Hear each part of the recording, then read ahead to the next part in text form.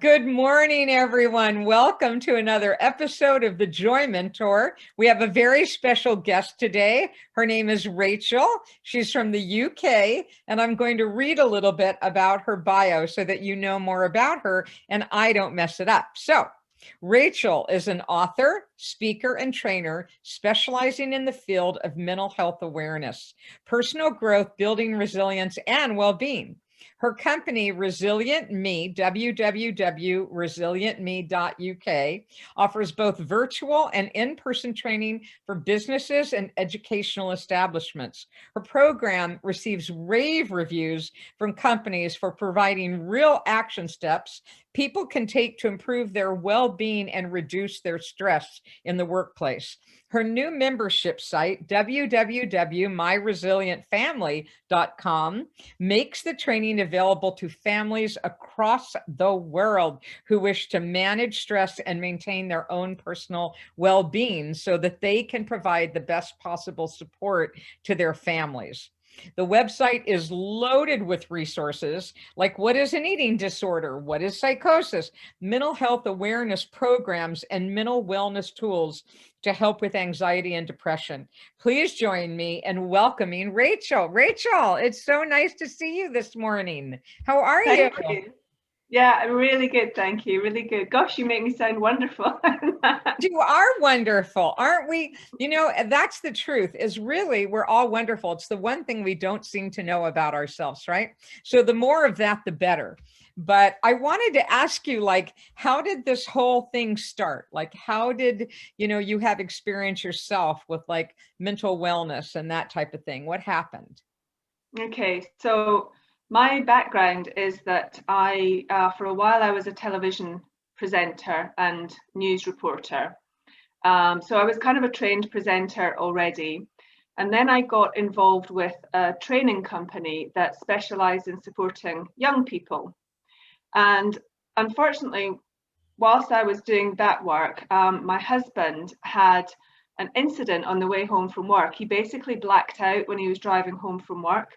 Now, my husband is one of those people who he doesn't worry about anything, right? He annoys me because he puts everything in little boxes, and he always says to me, Rachel, if we need to deal with it, we'll open the box and deal with it when and if it becomes a real problem. So I would never have expected him to be the kind of person who would be impacted by stress at all. But anyway, he was driving home from work and he blacked out at the wheel. And fortunately, it didn't cause a nasty accident. So we took him to hospital, and essentially the blackout was caused by stress, and the blackout and the subsequent trauma of that then triggered a heart condition in him that he's going to have medication for life. Alongside that, it then triggered an anxiety disorder. So the stress, that's the thing about stress, you see, we just think we can push through, or we just think it's not even happening, and then bam, it just causes physical and mental health issues.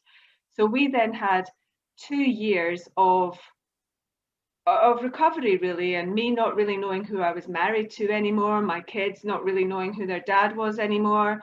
And then Tony got better, but we did a lot of research into how to help him to get better, because I don't know what it's like in the States or in other countries in the world, but here in the UK, the support, particularly for adult mental health, is almost non-existent, and the waiting lists are horrendous. So we set about finding ourselves, how do we help him to get better? So he gradually got better, and then we moved house to a different part of the UK, and bam, my eldest son became extremely ill. I mean, way beyond anything that had affected Tony, to the extent that when he was 15, we had to take him for a suicide assessment, and it was pretty horrendous. He was diagnosed as autistic at 15. He's got I can't even remember the name of all the things he's got now. He's got social anxiety disorder, he's got a language disorder, he's got all kinds of difficulties going on, and he's now got complex post-traumatic stress disorder because of bullying, because he was autistic and he didn't know how to deal with people. So we then kind of really ramped up all of our learning in order to support him And I will tell you that now he's 21. He's literally living his dream in South Africa, training to be a safari ranger. And he is like the ultimate example of how you can absolutely, no matter how bad things are, you can overcome them and you can go on to succeed. So he's my inspiration, but he's also the reason behind Resilient Me and subsequently my Resilient Family. I can't even, honestly, I cannot even imagine all of that going on. I mean, you talk about an incredible, scary event with your husband. I can't really, that's crazy. And having been like that extremely high stressed person at one point in my life, I really can understand how something like that could happen, because we just keep like soldiering through. And then, but it's going on. I know it affected me physically too. But then as a mom, to have your son go through that is just crazy. And it's one of the biggest things on my heart now is teenage suicide, because it's getting to be far too prevalent. It's frightening. And you can see the bullying that's going on, the cyberspace bullying. And I just, like, my heart goes out to you. So can you tell me then, that's probably what led to starting this amazing company where you're offering all these other people resources for their families. But can you tell me about your journey to starting Resilient Me then? Yeah, so as I said, I had been a TV presenter, and then I got involved with this company that was working with young people in schools, and it was education, but we might be running a workshop for 150 students at one time. So I had to be this wow, big, larger than life, fun person that was secretly imparting all this kind of knowledge. So I had all of that going on. I had all of the kind of skills of writing, because I was a reporter, the skills of presenting from telly and from working in schools. And then as I began to learn more and more about resilience and mental health, I started to develop workshops for young people. And that augmented, I kind of gave that material, if you like, or loaned that material to the company that I was freelancing for. But over time, it became a bigger and bigger and bigger deal in my head, and I wanted to specialize in that area. So I started to develop material for adults as well, so that I could do the teaching staff in the schools and colleges. And then I thought, well, I mean, it's the same material. Okay, you might use different language, because with kids and adults, you might use different language with teachers than business people, but essentially it's the same material. So then I started thinking, right, well, I want to push this out to businesses. And at that point I thought, well, I need to have, it has to be under my own company, it has to be my own brand. So it was kind of organic. It was a decision that grew over time based on just the direction that things were taking for me. And at the same time, I wanted to write a book. I always wanted to write a book. And so I thought, right, I'm going to take this opportunity now, and I'm going to put it all into a book as well, so that people have got different ways of accessing it. Yeah, you have done an incredible amount. And it is interesting. That's how it seems to grow, right? I love that, is organically, because it's on our heart to go help people or do whatever we can to not have them go through what we went through, which is, I can tell what's on your heart, which is amazing. And I'm wondering, like, what do you suggest for people that are going through hard times? Like right now, everyone's going through this crazy time. And I know that you came up with this amazing resource, which is a coronavirus a little pamphlet to help people have real ways to get through it, which is amazing. That's on the website, by the way, everyone. It's on the website. But can you talk to us a little bit about, like, what are some of the things we can do to become more resilient in the midst of all this crazy chaos and things that are going on around us and were going on in your life, especially when they affect your heart so much? What can we do? How long is a piece of string? Okay, so the first thing for anybody to realize is that it's not going to be up all the time. And especially now, I mean, what we are actually going through now is classed as a trauma. And trauma manifests itself in different ways. But one thing is for sure, I like to use the term corona coaster. So we're on, it's like a roller coaster, but it's the coronavirus that's causing it. And sometimes you'll feel up and you'll feel excited and what are the possibilities for the future. And then the next day, I know because I'm the same, the next day I won't want to get out of bed. I'll just burst into tears and think, you know, where's this coming from? And it's because we are all going through really just so much trauma at the moment. And that the first thing to understand about resilience is that it doesn't mean that you're up all the time. It's almost the opposite of that. It's having tools to help yourself get up, but it's also recognizing that there are times when you need to be low and you need to sit in that, and you just need to think, this is normal, this will pass. If I have to cry, I'm going to cry. If I have to scream at the wall, I'm going to scream at the wall, and I'm just going to do what I need to get through this period. But I think the dictionary definition of resilience is something like the ability to bounce back from adversity.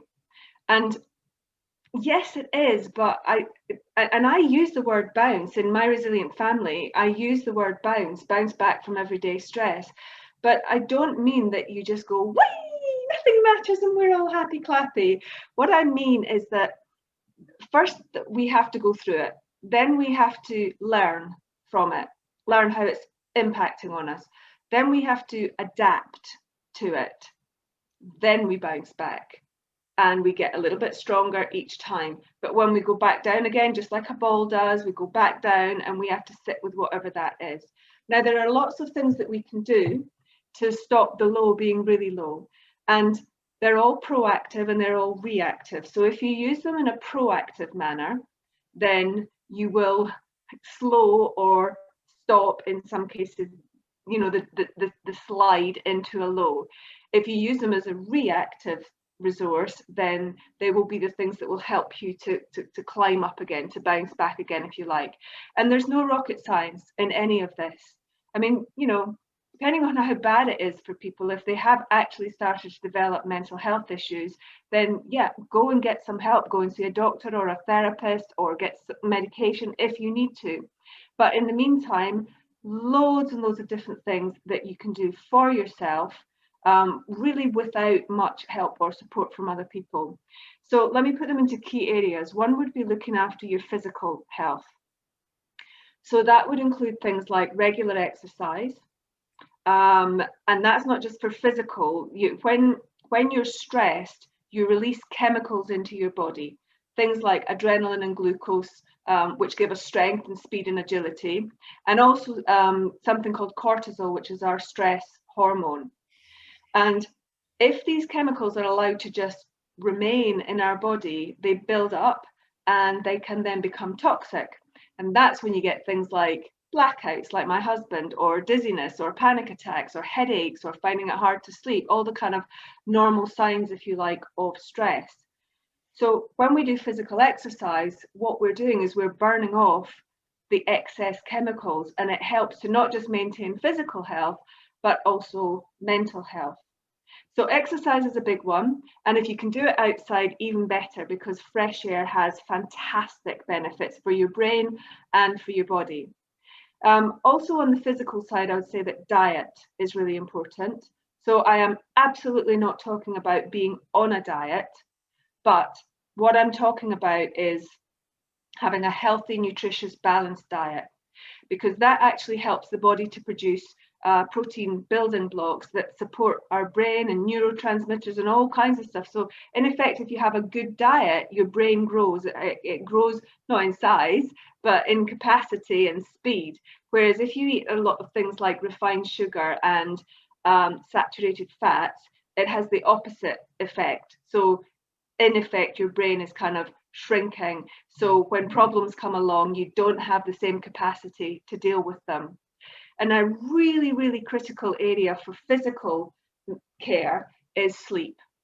So adult human beings need between 6 and 8 hours of sleep a night.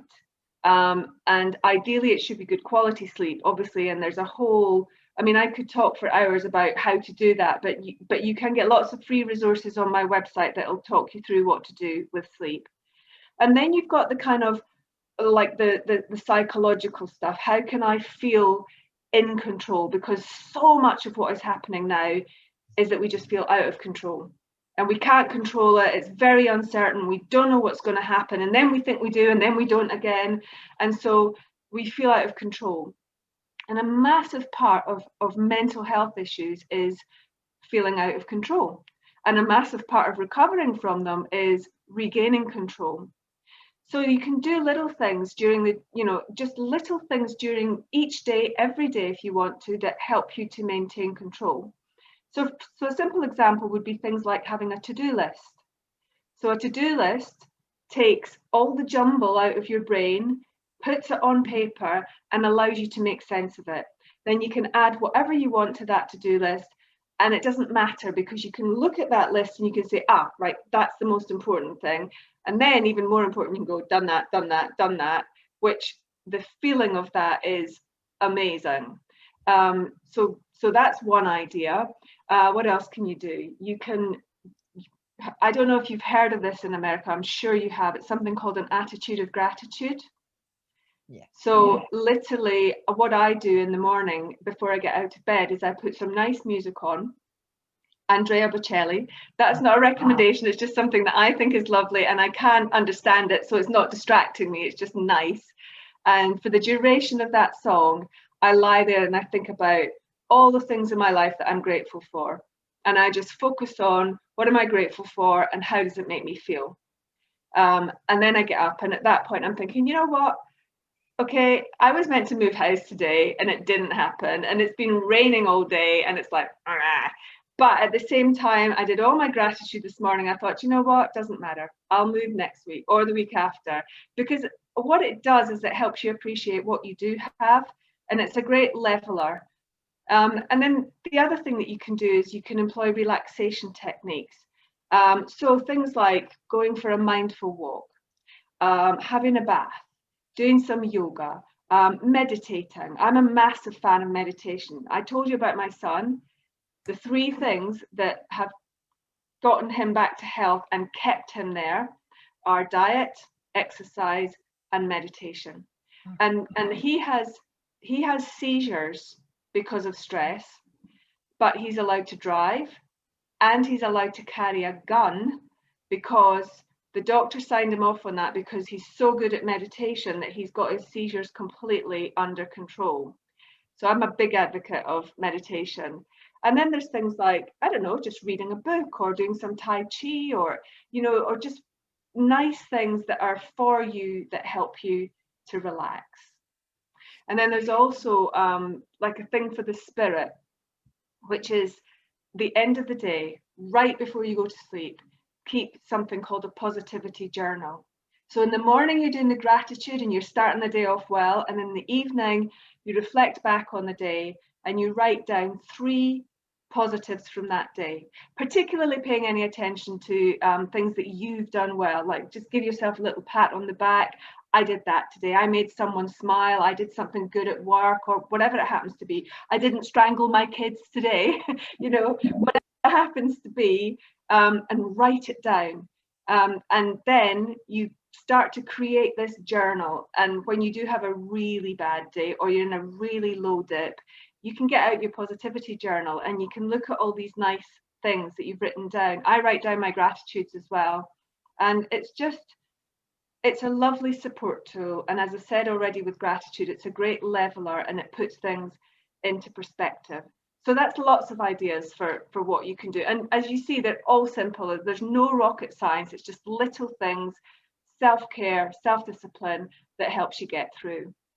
Rachel, it's actually incredible because that you can see it in you.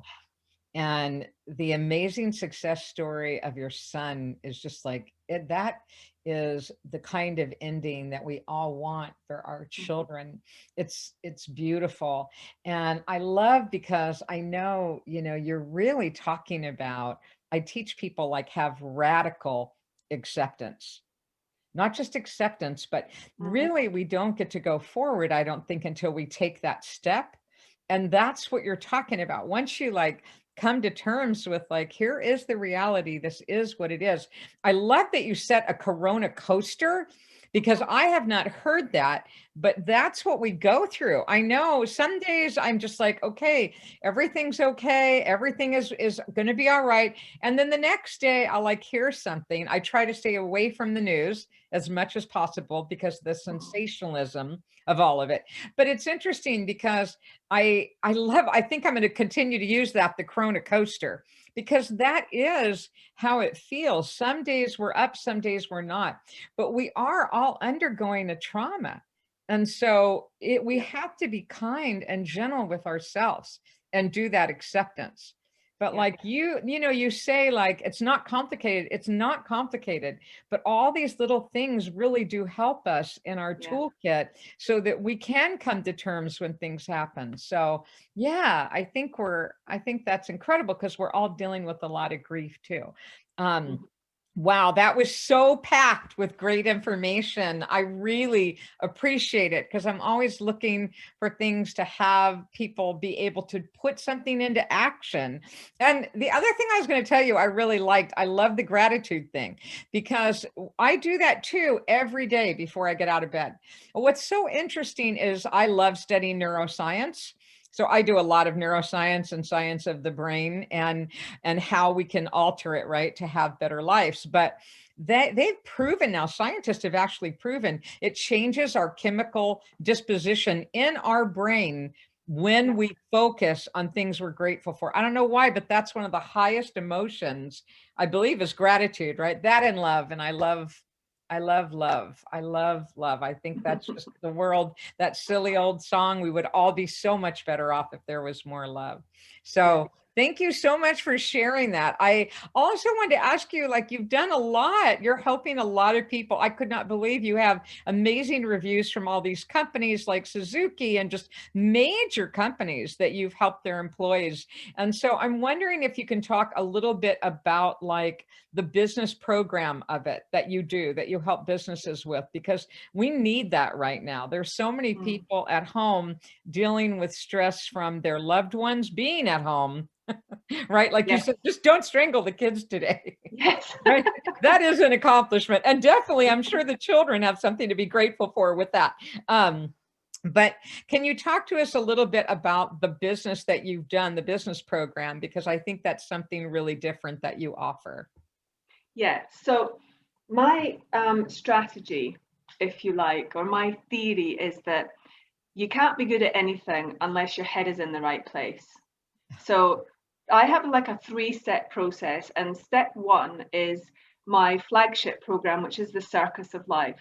And the analogy of the circus is that I say that you can't be, or in order to be a successful performer in life, you need to have the skills that a successful circus performer has. So for example, in the circus, they have to juggle. Well, what do?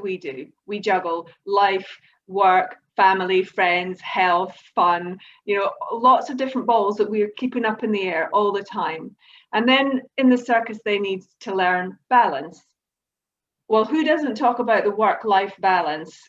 So it's like, how do we get to that place? How do we even measure that? So I do measure that, or I get people to measure that in my courses. And then it's life skills, things like focus. So if you're going to walk the tightrope, you focus on where you want to get to, right? You don't look down, because if you look down, you're going to fall down. So it's like about goal setting and focusing on what you want to achieve and where you want to get to. And then also, any good circus will have half decent clowns to make us laugh. And so we need to have that laughter and that fun in our lives as well. So that's the Circus of Life. And it's a mental health awareness, resilience, and well-being course that aims to get people to recognize where they're at with their work-life balance, what adjustments they need to make, and actually the well-being section helps them to identify whether they're doing enough of those other things that I spoke about just a minute ago, to get some good practices in place to get them feeling mentally strong. And then that's just the beginning, because the next level up, we have a program called the Best of You. And the Best of You is taking it to the next step. So I've got my head in the right place now. Now what I want to do is I want to have my, I don't like using this word, but I want to have my attitude in the right place. So I want to be that person that is that understands the impact that I have on others, the person that wants to bring others along with me, the person that wants to recognize my own strengths and weaknesses and build on that and have personal leadership. So I also want to be operating at positive, because you know neuroscience, so you know that when we're positive, we release serotonin. And serotonin is a neurotransmitter that speeds up our brain processes. So when we're positive, engaged, excited, happy, we release serotonin, and that can speed up our brain by 31%. So there's your increased productivity. Whereas when we're operating at negative, we release cortisol, which can bring us down by about 30%. So the difference between negative and positive is massive. So that's what the second course is. And then I have full leadership training program for, for managers that is all skills based, whereas this stuff is all personal development. But I wouldn't be me if it was all just skills, because actually I've got 10 tons of personal development hidden between the practical bits. Because I think that nowadays, old style management just doesn't fit anymore. And it's got to be a balance between task and person. And it's that manager who was so good at the task that's what got them promoted. But now, how do they balance that with managing people and bringing people on? So that's kind of what all the management training's about. That's so important. I'm telling you, I don't remember ever seeing those resources when I was working, and I'm sure that they were. But what I allowed myself to do based on what was going on was sometimes work 15 hours a day. And it was ridiculous. But you're right, it's all going on. So if there's no way to handle that, no work-life balance, and it was me doing it to me. I don't want to pretend that it was a company doing it to me. It was me. I take responsibility for it.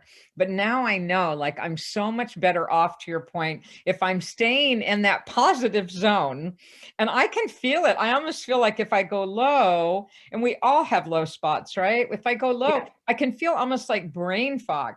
Whereas if I'm feeling great and I'm in that attitude of like just really feeling good about things and finding the bright side, right? Finding the bright side and the joy where we can, then my brain operates and I'm more creative, like the juices are flowing. So I love that. You have accomplished a great deal. And here's what's so interesting. You are that person that you just described, about caring about the other people around you and giving to the other people around you, which is a unique and beautiful gift that you give all of us. So I deeply appreciate that, Rachel.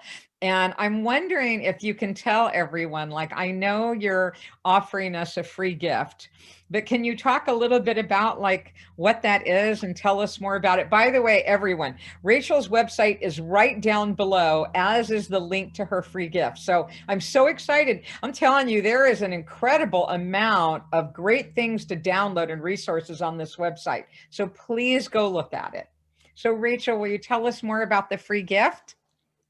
Yes. So essentially what we've been talking about so far is my company, Resilient Me. And Resilient Me works with businesses and with schools and colleges. What it doesn't work with is individuals. So we have created myresilientfamily.com, which just launched a couple of weeks ago. And essentially what that's doing is it's bringing all the training that I would provide in a company or in a school out into the world so that any individual can access it.